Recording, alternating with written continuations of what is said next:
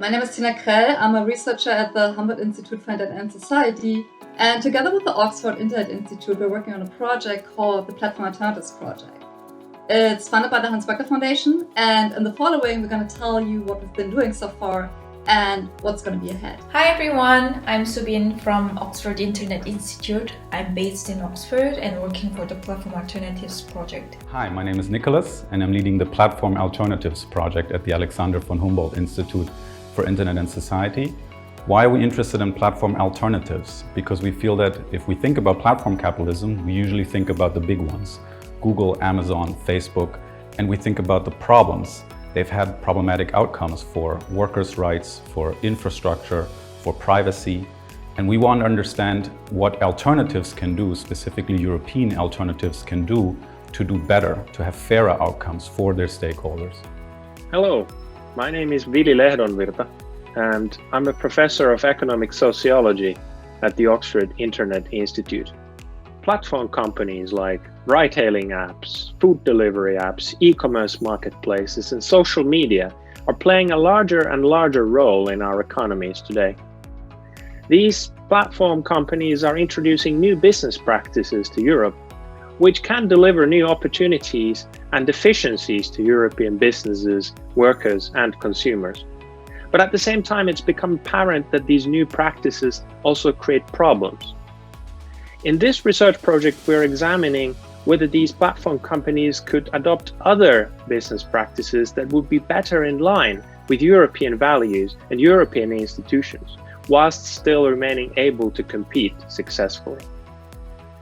During this pandemic, many of us have benefited from platforms. We've used e-commerce platforms to order food, we've used delivery platforms to receive goods to our homes. And at the same time, many others have had to resort to gig platforms to obtain income in place of income that they've lost. Many researchers and policymakers and activists are currently asking what kinds of regulation could help make the platform economy more compatible with European values and European institutions. And we think this work is very valuable.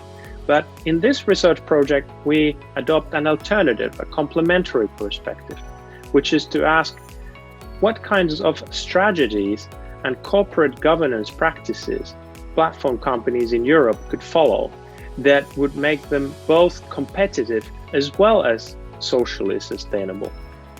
So what's unique about our approach is the focus on corporate governance and taking a normative stance. So not just observing what these European platform companies are doing, but also making concrete suggestions of what they should be doing to achieve better outcomes for European society. And so we've engaged already with a number of European platform companies and will continue to do so through participatory workshops, because we want to establish in detail what it is that they can do in terms of their business models, in terms of business realities, and in terms of what they would be willing to commit to. Because we feel that as researchers we can play a neutral role here of making these suggestions and then involving the companies in the process. Because what we've seen across Europe is that it's in the companies' interests. We've seen this techlash, we've seen the consumer pressure, so there's a lot more openness right now to commit to strong principles, basically complementing the regulation that is also being discussed. The longitudinal case studies are at the core of the overall research project. Over the course of almost a year, we follow along with European platform providers.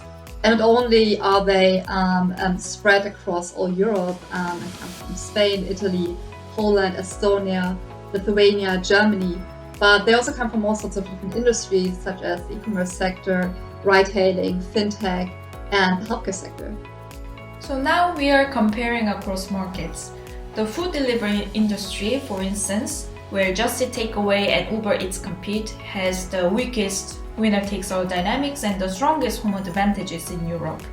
This is highly likely influenced by fragmented regulations in Europe and local-based network effects among users in this specific industry.